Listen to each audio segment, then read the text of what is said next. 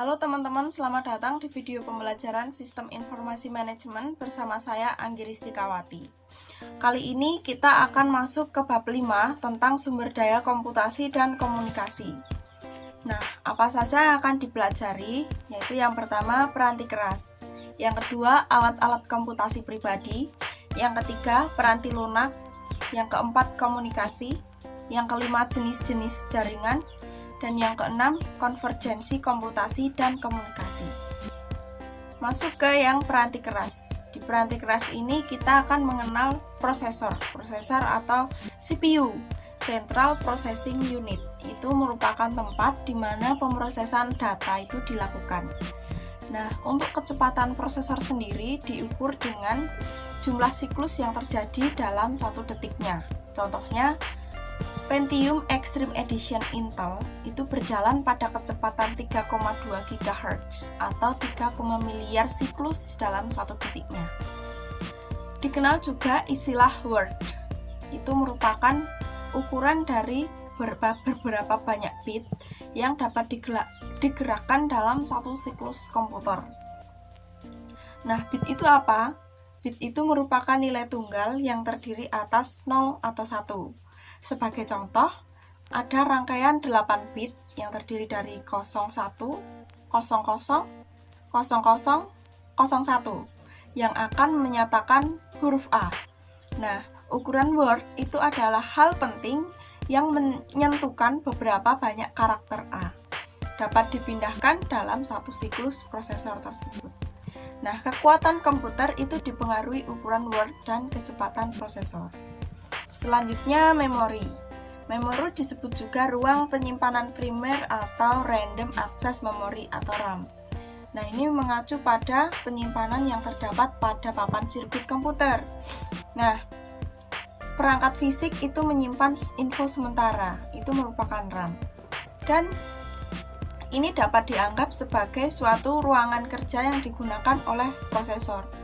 Nah, memori RAM ini merupakan contoh memori volatil. Apa itu memori volatil? Memori volatil itu merupakan memori yang akan hilang isinya ketika komputernya dimatikan. Nah, jadi tidak heran ya jika kita sedang mengerjakan sesuatu lalu belum di-save tapi tiba-tiba komputernya mati, maka kita akan kehilangan isi data yang sudah kita kerjakan.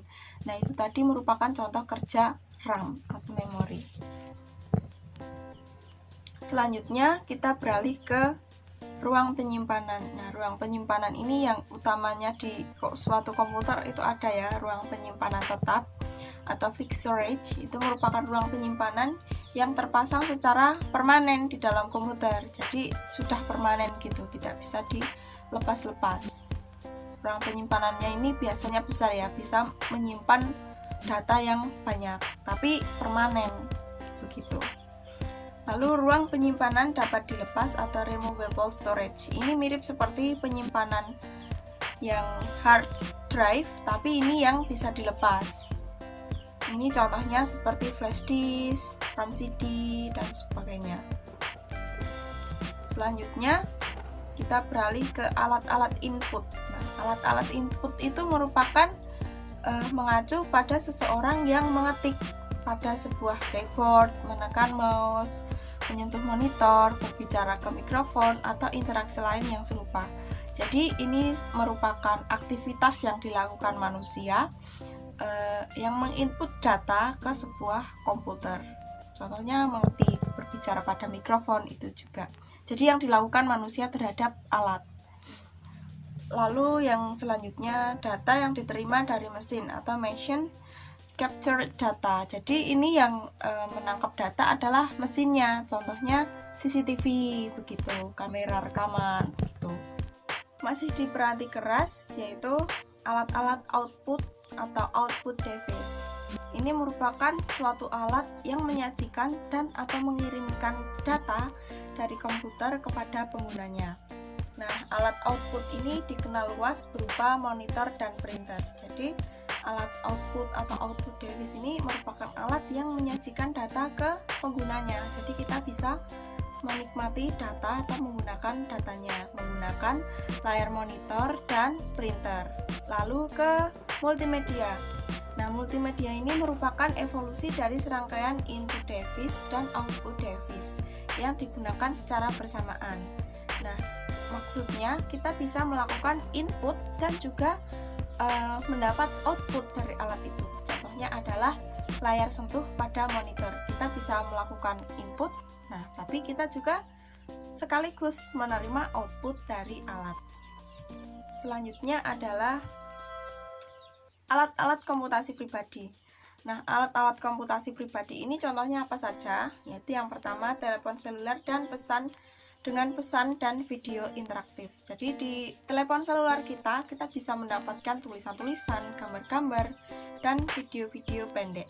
Nah, apa yang menjadi alat input dan outputnya? Yaitu keypad dan monitornya. Lalu, telepon seluler cerdas atau smartphone cell. Nah, ini ketika sebuah telepon menjalankan pekerjaan yang biasanya dihubungkan dengan komputer mikro atau PC. Contohnya apa saja? Contohnya saat kita mengetik data, masukkan data, gitu kan biasanya dilakukan di komputer, dihubungkan komputer, tapi kita bisa melakukannya di smartphone kita.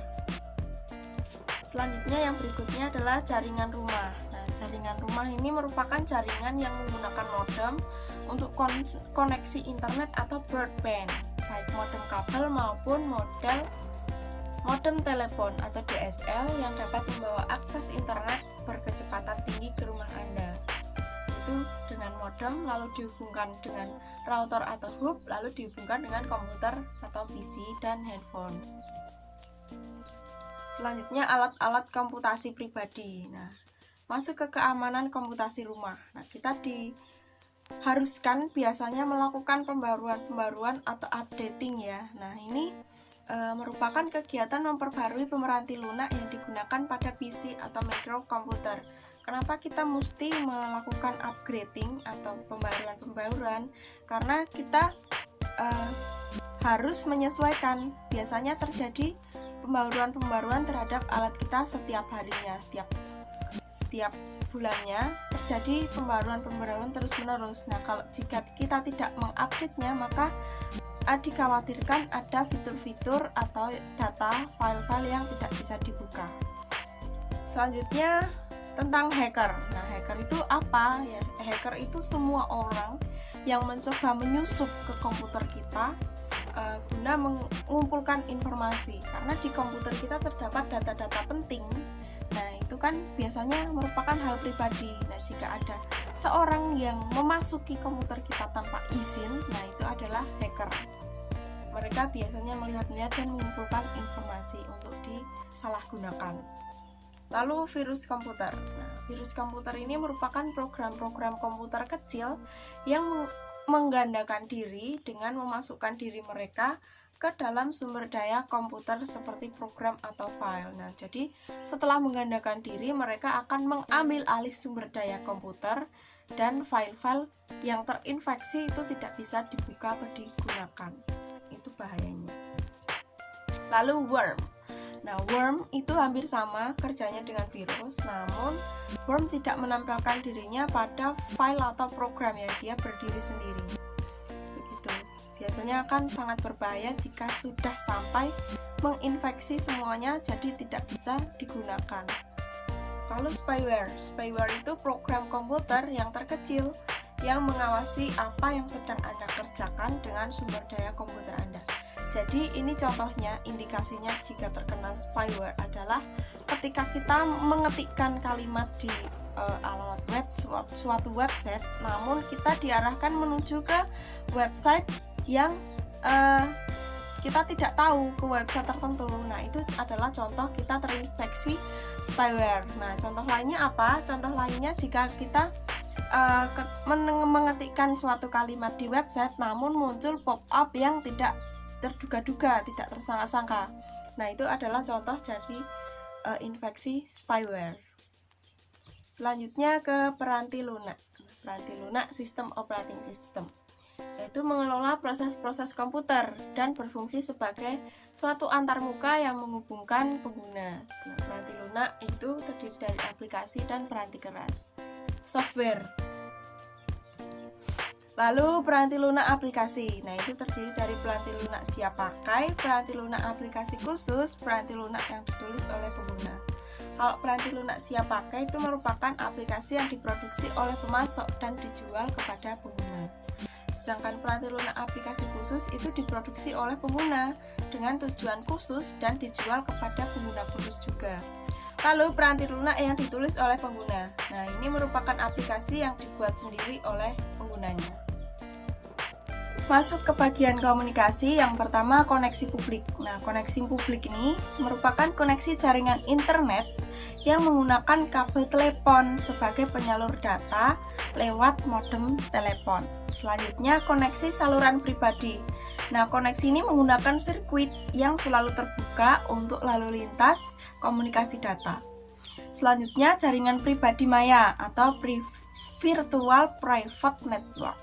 Ini merupakan jaringan yang dibuat khusus dalam komunikasi internet tanpa adanya terminal atau link yang mengganggu. Komunikasi jaringan, nah terdiri atas lapisan-lapisan. Di lapisan 7 bernama lapisan aplikasi. Tujuannya melakukan komunikasi aplikasi ke aplikasi.